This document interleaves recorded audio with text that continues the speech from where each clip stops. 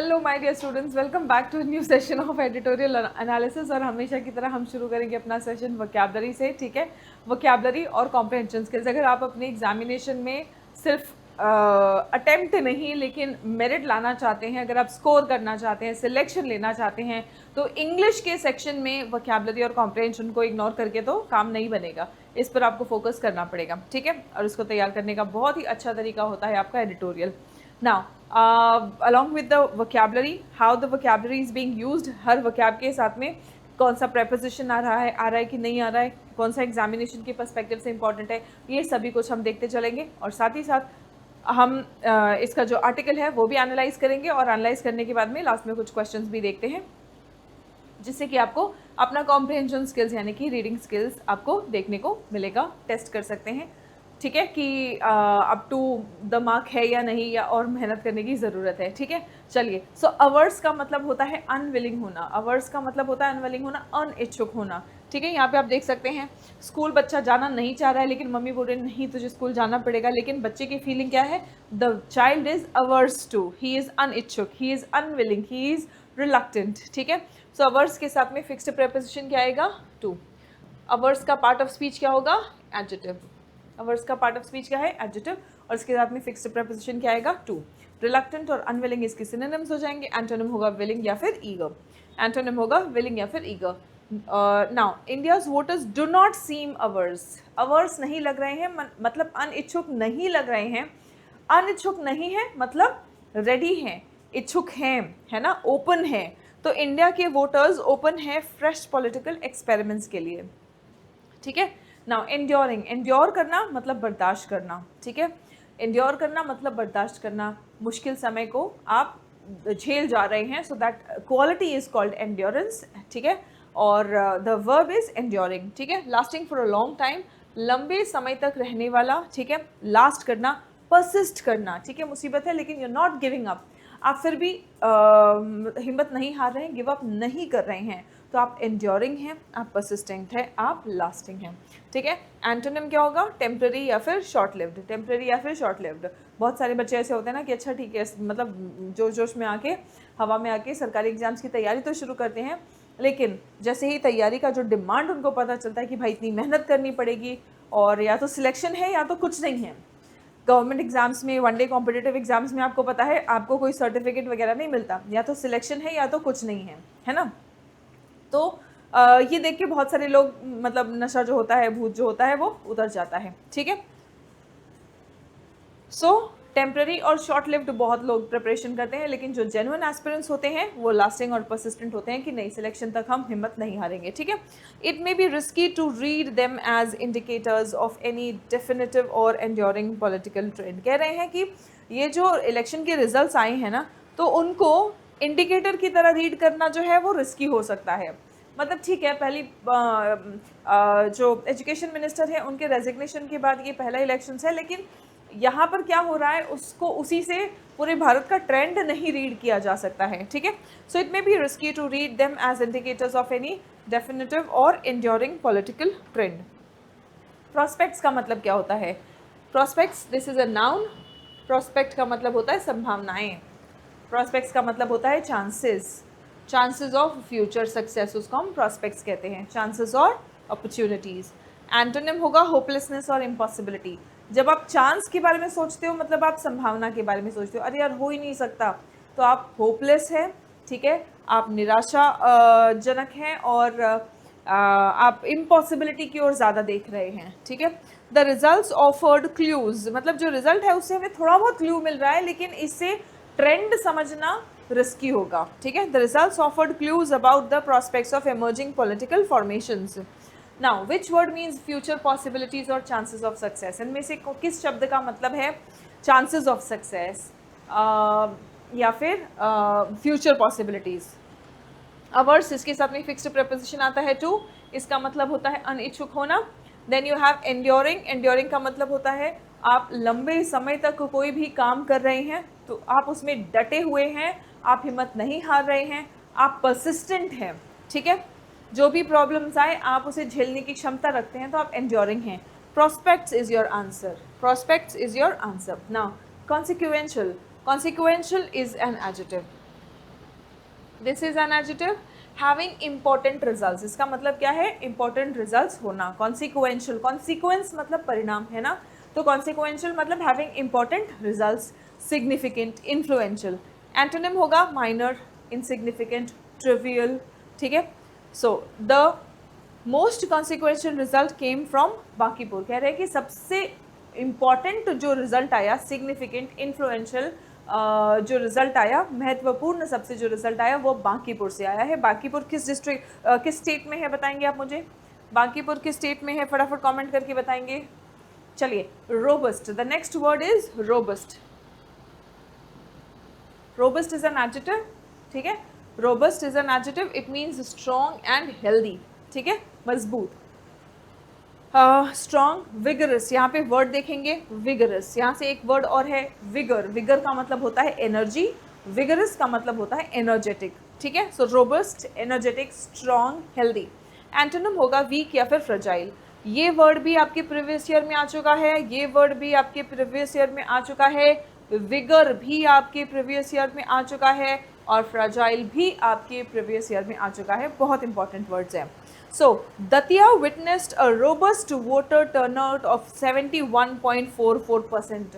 71.44% का voter turnout, और robust मतलब स्ट्रॉन्ग वोटर टर्नआउट, मतलब काफ़ी लोग आए हैं अपना मतदान करने के लिए। ठीक है, now resilience. Resilience, ENCE ending words क्या होते हैं? नाउन्स होते हैं। ठीक है, रेजिलियंस का मतलब क्या होता है? रेजिलियंस का भी मतलब एंड्योरिंग जैसा ही है। एंड्योर करना मतलब कोई भी मुसीबत आ रही है उसे झेल जा रहे हैं, अप्स एंड डाउन्स को झेल जा रहे हैं, झेलने की क्षमता रखना। ठीक है, so that's called resilience. Resilience कैसे डिफरेंस है? रेजिलियंस का एंड्योरेंस मतलब आप झेल जा रहे हैं, रेजिलियंस मतलब आप झेल के बाउंस बैक करने की क्षमता रखते हैं। That's the minor difference between the two words. Okay, toughness and endurance. Ability to recover quickly from difficulties, लचीलापन। ये कैसा लचीलापन है कि मुश्किल आई तो आप फ्लैट बिल्कुल नहीं हो गए, आप वापस से बाउंस बैक करने की क्षमता रखते हैं। So that's resilience. ठीक है, एंड्योरेंस एंड टफनेस। एंटोनिम्स क्या होंगे? वीकनेस या फिर fragility. Now the Congress retains pockets of resilience in Madhya Pradesh. कह रहे हैं कि कांग्रेस पॉकेट्स ऑफ रेजिलियंस मतलब कितना भी पॉलिटिक्स में उतार चढ़ाव आए, लेकिन कांग्रेस के कुछ ऐसे पॉकेट्स हैं जहाँ पे उनका वोट पक्का है। वो जगह है या वहाँ के जो लोग हैं वो झेल जाते हैं, जो भी मतलब जो भी उतार चढ़ाव आए पॉलिटिक्स में, जो भी लोगों की प्रेफरेंसेस चेंज हो, लेकिन वहाँ पे उनके पक्के पक्के वोट हैं। ठीक है, तो resilience irrespective of the political trends, वहाँ पे कांग्रेस के लिए सपोर्ट हमेशा होता है। तो वहाँ पे रेजिलियंस है, पॉकेट्स ऑफ रेजिलियंस है, किसके लिए? कांग्रेस के लिए। So the Congress retains pockets of resilience in Madhya Pradesh, in Madhya Pradesh. Now, which word means having important results or effects? इनमें से किस शब्द का मतलब होता है महत्वपूर्ण परिणाम रखना या प्रभाव रखना? रोबस्ट, रोबस्ट का मतलब होता है strong, vigorous. Consequential is your answer. Resilience का मतलब है मुसीबत के बाद में भी, बुरे वक्त के बाद में भी बाउंस बैक करने की क्षमता रखना। That's called resilience. ठीक है, anti incumbency. Now ENCE ending word, ENCY ending word, anti incumbency, ये सभी क्या है? नाउन्स है। ठीक है, क्या है ये? नाउन्स है, राइट। सो वोटर बैकलैश, एंटी इनकम्बेंसी का मतलब क्या होता है? Voter backlash. ठीक है, अब जो भी मौजूदा गवर्नमेंट है उसको भी किसने चुना है? जनता ने चुना है। लेकिन जब वो अच्छे से काम करते रहेंगे तो जनता सेटिस्फाइड होगी, लेकिन अगर सेटिस्फाइड नहीं होगी जो वोटर बैकलैश आता है उसको हम कहते हैं एंटी इनकम्बेंसी। ठीक है, सत्ता विरोधी भावना फिर पैदा हो जाती है जब जनता का विश्वास उठने लगता है, सत्ता विरोधी भावना, उसे हम कहते हैं एंटी इनकम्बेंसी। ठीक है, वोटर बैकलैश या फिर डिससैटिस्फैक्शन। ठीक है, पब्लिक सपोर्ट और अप्रूवल। ठीक है, इसको हम, ये इसके एंटोनिम्स हो जाएंगे कि जनता का सपोर्ट अभी भी है, पब्लिक सपोर्ट है और अप्रूवल है। Now local anti incumbency and candidate specific factors can still work in its favour. हम कह रहे हैं कि लोकल एंटी इनकम्बेंसी और कैंडिडेट स्पेसिफिक फैक्टर्स स्टिल अभी भी, अब ये इट कौन है? हम कांग्रेस की बात कर रहे हैं, बीजेपी की बात कर रहे हैं या किसी और पार्टी की बात कर रहे हैं, वो हम अभी जब आर्टिकल देखेंगे तब देखेंगे। लेकिन जो भी है उनके फेवर में लोकल एंटी इनकम्बेंसी मतलब जो भी सरकार है उसके खिलाफ जो असंतुष्टता है उसके वो और कैंडिडेट स्पेसिफिक फैक्टर्स जो है वो इनके फेवर में यानी कि इनके पक्ष में काम कर सकता है। ठीक है, थ्रो अप का मतलब क्या है? थ्रो अप का मतलब होता है सामने लाना। ठीक है, produce or reveal unexpectedly. Throw up का मतलब उल्टी करना भी होता है, लेकिन अगेन वो आप कॉन्टेक्स्ट से समझेंगे। ठीक है, सो थ्रो अप मतलब प्रोड्यूस या फिर रिवील, सामने लाना, राइट। एंटोनिम्स क्या है? सामने लाने का एंटोनिम है छुपाना। रिवील का एंटोनिम क्या है? Conceal, hide. The by elections threw up some surprises. By elections ने सामने कुछ सरप्राइजेस लाए हैं। ठीक है, alter, alter this is a verb. ठीक है, alter this is a verb which means change करना, बदलना, परिवर्तन लाना। ठीक है, आप कपड़े ऑल्टर करने के लिए देते हैं, है ना। So you been using this word. Alter करना मतलब चेंज करना। कपड़े आपकी साइज़ की नहीं है, या तो छोटे हैं या तो बड़े हैं, तभी आप उसको ऑल्टर करने के लिए देते हैं। ठीक है, सो ऑल्टर करना मतलब चेंज करना, मॉडिफाई करना, राइट। एंटोनिम क्या है? मेंटेन करना या फिर प्रिजर्व करना। The victory does not alter the balance of power in assembly. जो विक्ट्री है, जो जीत है, वो बैलेंस ऑफ पावर असेंबली में जो है उसको नहीं बदल रही है। The victory does not alter the balance of power in the assembly. Which phrase means to produce or reveal unexpectedly.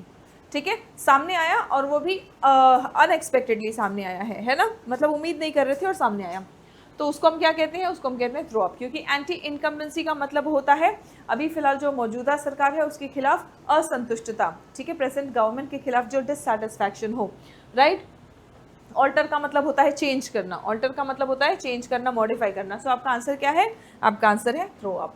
Now students, you can get all these PDFs on this Telegram channel English with Suman Sharma. आप यहाँ पे QR code है, इसको scan करके भी join कर सकते हैं, या फिर सिंपली आप इसे सर्च कर लेंगे English with Suman Sharma Telegram channel. ठीक है, इंग्लिश विद सुमन शर्मा, ये टेलीग्राम चैनल ज्वाइन कर लेंगे। यहाँ पे आपको सभी पीडीएफ्स मिल जाएंगे, ताकि आप इनको रिवाइज भी कर सकें, प्रैक्टिस भी कर सकें। ठीक है, एंड हमारा सरीन पाठशाला एप्लीकेशन ये गूगल प्ले स्टोर पर आपको मिल जाएगा, जहाँ पर आपको कंप्लीट इंग्लिश फाउंडेशन बैच मिलेगा। ये उन सभी बच्चों के लिए है जो 1 डे कॉम्पिटिटिव एग्जामिनेशंस की तैयारी कर रहे हैं, और यहाँ पर 200 प्लस वीओडी सेशंस आपको मिलेंगे। 200 प्लस वीओडी सेशंस, जिसमें आपका ग्रामर, आपकी वोकैबुलरी, रीडिंग से रिलेटेड जितने भी क्वेश्चंस आपके एग्जाम में आते हैं, जैसे कॉम्प्रिहेंशन, क्लोज टेस्ट, पैराजम्बल्स, ये सभी कुछ अच्छे से डिटेल में कवर किए गए हैं। ठीक है, along with previous years questions practice, previous years questions based जो प्रैक्टिस होगा, और आपका और एडिशनल प्रैक्टिस क्वेश्चंस है, तो सभी कुछ 200 प्लस सेशंस आप समझ सकते हैं कि काफ़ी कॉम्प्रिहेंसिव प्रिपरेशन हो जाता है। और जो बच्चे अपने कम्युनिकेशन स्किल्स पर वर्क करना चाहते हैं, वो स्पोकन इंग्लिश एक्सप्रेस बैच में एनरोल कर लेंगे। अब हम बात कर रहे हैं स्ट्रॉज इन द विंड। ठीक है, straws in the wind on the Bankipur, Datia and Manjalpur by election. ठीक है, हम बांकीपुर में, दतिया में और मंचलपुर में जो बाई इलेक्शंस हुए हैं। अब बाई इलेक्शंस कहीं पे भी क्यों होते हैं, आप मुझे कमेंट करके बताएंगे अगर आपको आइडिया है तो, और होना भी चाहिए। 1 डे कॉम्पिटिटिव एग्जाम्स की तैयारी कर रहे हैं तो आपको पता होना चाहिए कि बाई इलेक्शंस कब होते हैं।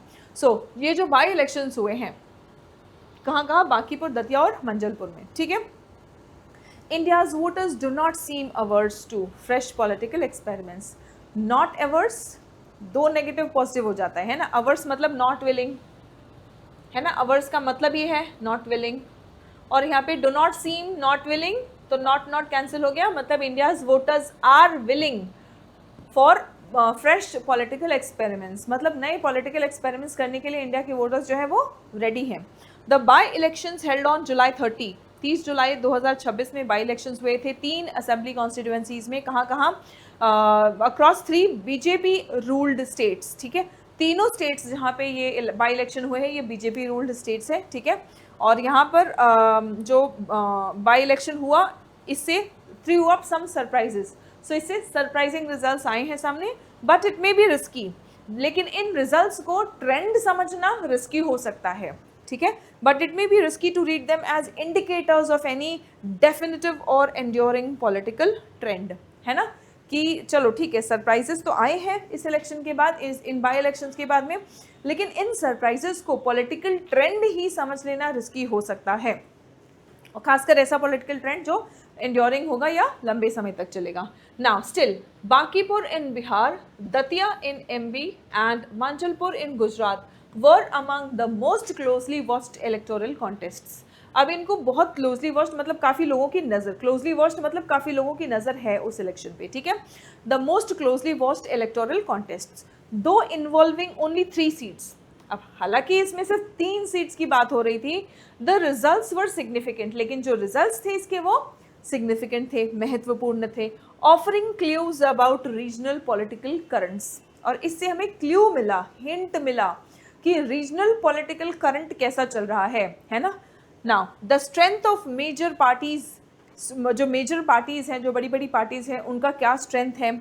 And the prospects of emerging political formations, prospects यानी कि संभावनाएं, possibilities, possibilities of emerging political prospects, ठीक है, सॉरी एमर्जिंग पॉलिटिकल फॉर्मेशंस। तो क्या पॉलिटिकल फॉर्मेशंस बन के आ सकते हैं, इसकी जो संभावनाएं हैं, इन सब चीज़ों पर सबकी नज़र थी। These were also the first electoral tests after student protests, और ये फर्स्ट इलेक्टोरल टेस्ट था after the student protest forced the BJP to remove Union Education Minister Dharmendra Pradhan on July 25. The most consequential result came from Bankipur, जो सबसे consequential यानी कि सबसे महत्वपूर्ण, सबसे प्रभावशाली जो रिजल्ट आया वो कहाँ से आया, बांकीपुर बिहार से आया। The seat fell vacant after BJP National President Nitin Nabin resigned following his election to Rajya Sabha, है ना। तो बाई इलेक्शंस कब होते हैं, जब भी कोई भी एक पर्टिकुलर सीट खाली हो जाता है ना। तो ये सीट खाली कैसे हुआ, fail vacant after BJP national president जो है कौन, नितिन नाबिन, इन्होंने रिजाइन किया। क्यों रिजाइन किया, क्योंकि इनका राज्यसभा में इलेक्शन हो गया था, ठीक है। जन स्वराज पार्टी JSP, इसके फाउंडर कौन है, प्रशांत किशोर, इन्होंने chose the constituency for his electoral debut. तो इन्होंने अपने इलेक्टोरल डेब्यू, है ना, इलेक्टोरल डेब्यू मतलब इलेक्शन का जो पहला पारी खेलते हैं, है ना। So first his electoral debut के लिए उन्होंने इस कॉन्स्टिट्यूएंसी को चूज किया। Turning what would otherwise have been a routine by election, अब वैसे ये एक रूटीन बाई इलेक्शन होता, लेकिन ये क्यों एक हाई प्रोफाइल जो कहते हैं कॉन्टेस्ट हो गया, इसको देखते हैं। Turning what would otherwise have been a routine by election into a high profile political contest, ठीक है। तो वैसे तो ये एक नॉर्मल बाई इलेक्शन होता, लेकिन ये हाई प्रोफाइल पॉलिटिकल कॉन्टेस्ट बन गया। ही डिफीटेड बीजेपी कैंडिडेट, अब जो बीजेपी के कैंडिडेट उस सीट के लिए लड़ रहे थे कौन, Neeraj Kumar, by 19,324 votes, ending decades of BJP dominance, ठीक है। तो इन्होंने डेकेड्स मतलब बीजेपी का वहाँ पे दशकों से जो डोमिनेंस चल रहा था उसको ख़त्म कर दिया इन द कॉन्स्टिट्यूएंसी, ठीक है। It marks JSP's first major electoral success, अब ये जो जन स्वराज पार्टी है उसका फर्स्ट मेजर इलेक्टोरल सक्सेस है ये। And gives Mister Kishor political legitimacy, और इससे मिस्टर किशोर को पॉलिटिकल लेजिटिमेसी मिलता है after years as an election strategist. Mister Prashant Kishor ये काफ़ी सालों तक इलेक्शन के स्ट्रैटेजिस्ट रहे हैं, और इसके बाद इनको एक तरह से पॉलिटिकल लेजिटिमेसी मिल रही है, यानी कि राजनीतिक उनको एक पहचान सी मिल रही है इस इलेक्शन के बाद। नाउ दतिया की बात करते हैं। In Datia the Congress secured an important victory as its candidate Ghanshyam Singh defeated BJP candidate Ashutosh Tiwari by just over 6,000 votes. Unlike Bankipur, Datia witnessed a robust voter turnout. अब बांकीपुर में ज़्यादा लोग वैसे वोट करने नहीं आए थे, लेकिन दतिया में स्ट्रॉन्ग वोटर टर्नआउट था, यानी कि काफ़ी लोग वोट करने आए। और अगर आप उसका परसेंटेज देखेंगे तो 71.44% लोगों का वहाँ पे वोटिंग परसेंटेज था, इंडिकेटिंग स्ट्रॉन्ग लोकल एंगेजमेंट। इसका मतलब क्या था कि वहाँ पे जो लोकल एंगेजमेंट है वो काफ़ी स्ट्रॉन्ग था, indicating strong local engagement with the contest and suggesting that the Congress retains pockets of resilience। और ये भी दिखाता है कि कांग्रेस के पास अभी भी कुछ pockets of resilience हैं, है ना। इन मध्य प्रदेश डिस्पाइट द BJP's dominance, यानी कि वहाँ पे बीजेपी का डोमिनेंस है, वहाँ पे बीजेपी का जो प्रधानता है, लेकिन इसके बावजूद भी वहाँ पे कुछ पॉकेट्स हैं जहाँ पे कांग्रेस की अभी भी पकड़ बनी हुई है। The victory does not alter, alter करने का मतलब चेंज करना, मॉडिफाई करना। The victory does not change, the victory does not alter, the victory does not modify balance of power in the assembly. अब इससे बैलेंस ऑफ पावर असेंबली में change नहीं हुआ है, ठीक है। but gives the Congress evidence that local anti-incumbency and candidate-specific factors can still work in its favor. लेकिन इससे कांग्रेस को ये आइडिया मिल गया है कि लोकल एंटी इनकम्बेंसी मतलब लोकली जो लोग जो भी उनका जो लीडर है वहाँ का है ना, तो उससे अगर वो असंतुष्ट है और इनका कैंडिडेट अगर अच्छा है तो वहाँ इनको फ़ायदा मिल सकता है, ठीक है। So anti incumbency, local anti incumbency and candidate specific factors, मतलब वहाँ का कैंडिडेट ये अच्छा अगर चुने, है ना, सो कैंडिडेट स्पेसिफिक फैक्टर्स, ये सब कुछ इनके फेवर में काम कर सकता है। अब बात करें BJP, for the BJP the defeat serves as a reminder that its state wide strength does not automatically translate into victory in every constituency. और ये बीजेपी को एक याद दिलाने वाली बात है, एक रिमाइंडर है कि भले ही पूरे राज्य में उनकी सरकार होगी, लेकिन इसका मतलब ये नहीं है कि वो हर कॉन्स्टिट्यूएंसी में वो जीतेंगे, है ना। So for the BJP the defeat serves as a reminder that its state wide strength does not automatically translate into victory, यानी कि उनका स्टेट वाइड जो स्ट्रेंथ है, पूरे राज्य में उनका जो स्ट्रेंथ है, वो ऐसा नहीं है कि ऑटोमेटिकली ट्रांसलेट करेगा कि हर कॉन्स्टिट्यूएंसी में भी वो जीते। द थर्ड कॉन्टेस्ट, अब तीसरी बात हम देखेंगे मंजलपुर की। Manjalpur produced a different outcome. Manjalpur में आउटकम ही पूरा डिफरेंट आया है। क्या? The BJP retained the constituency, BJP ने कॉन्स्टिट्यूएंसी तो अपनी रिटेन की, विद सतीश गोविंद भाई Patel defeating his rival. Rival का मतलब क्या होता है? अपने ओपोनेंट को, अपने प्रतिद्वंदी को, है ना। So defeating his rival by over 30,000 votes. Manjalpur demonstrates that BJP's ability to hold its core support base, है ना। मंजलपुर ने क्या दिखाया कि बीजेपी की एबिलिटी है, क्षमता है कि वो अपने कोर सपोर्ट बेस को अभी भी पकड़ सकते हैं, बनाए रख सकते हैं। At the same time the outcomes in Bankipur and Datia, और साथ ही साथ अगर हम देखेंगे तो जो भी आउटकम्स यानी कि परिणाम बांकीपुर और दतिया में आए हैं वो क्या दिखाते हैं, क्या सजेस्ट करते हैं? Some volatility among the BJP core social base. ये दिखाते हैं, बांकीपुर और दतिया के जो वोट्स हैं वो दिखाते हैं कि बीजेपी के जो कोर सपोर्ट बेस है उसमें कुछ वॉलेटिलिटी आई है, मतलब चेंज आया है ना, of Hindu voters, particularly the upper castes. Now there is also a larger acceptance among the electorate for fresh political experiments, और larger acceptance है, यानी कि अगर आप जनरली देखेंगे वैसे भी तो electorate मतलब जो वोट करने वाली जनता है, जो लोग भी वोट करेंगे उनको हम electorate कहते हैं। तो इनके मन में एक है कि फ्रेश पॉलिटिकल एक्सपेरिमेंट होना चाहिए, है ना, नई राजनीतिक एक्सपेरिमेंट्स के लिए वो तैयार हैं। And that is a trend that connects what happened, और ये ट्रेंड कनेक्ट करता है जो भी हुआ what happened in the Tamil Nadu assembly elections with Bankipur. So Tamil Nadu assembly elections में और बांकीपुर में जो हो रहा है ये वो ट्रेंड कनेक्ट कर रहा है। इफ़ दिस ट्रेंड होल्ड्स, और कह रहे हैं कि अगर ये ट्रेंड चलता रहा, if this trend holds the challenge will be not only for the BJP. अगर ये ट्रेंड चलता रहा तो ये चैलेंज सिर्फ बीजेपी के लिए नहीं है but also for other legacy parties, जो और पुरानी लेगेसी पार्टीज हैं उनके लिए भी है ये, including and particularly the Congress, including and particularly the Congress. Okay, चलो अब आपके questions. I'll have to end the session now because there is a power outage here now and I think I'll not be able to continue. So आज का session अब मैं यहीं पे and कर रही हूँ। ये questions बच्चों आप please PDF English with Suman Sharma Telegram channel पर से डाउनलोड कर लेंगे, ठीक है। English with Suman Sharma Telegram channel, यहाँ पर आपको क्वेश्चंस मिल जाएंगे, PDF मिल जाएगा, आप प्लीज़ अटेम्प्ट करेंगे और अपने आंसर्स देंगे और करेक्ट आंसर्स में कमेंट बॉक्स में पिन कर दूँगी, ठीक है। और I have to stop the session now. See you in the next session. तब तक अपना ख्याल रखें, स्वस्थ रहें, मस्त रहें, सभी बच्चे पढ़ते रहें और आगे बढ़ते रहें। जय हिंद एवरीवन।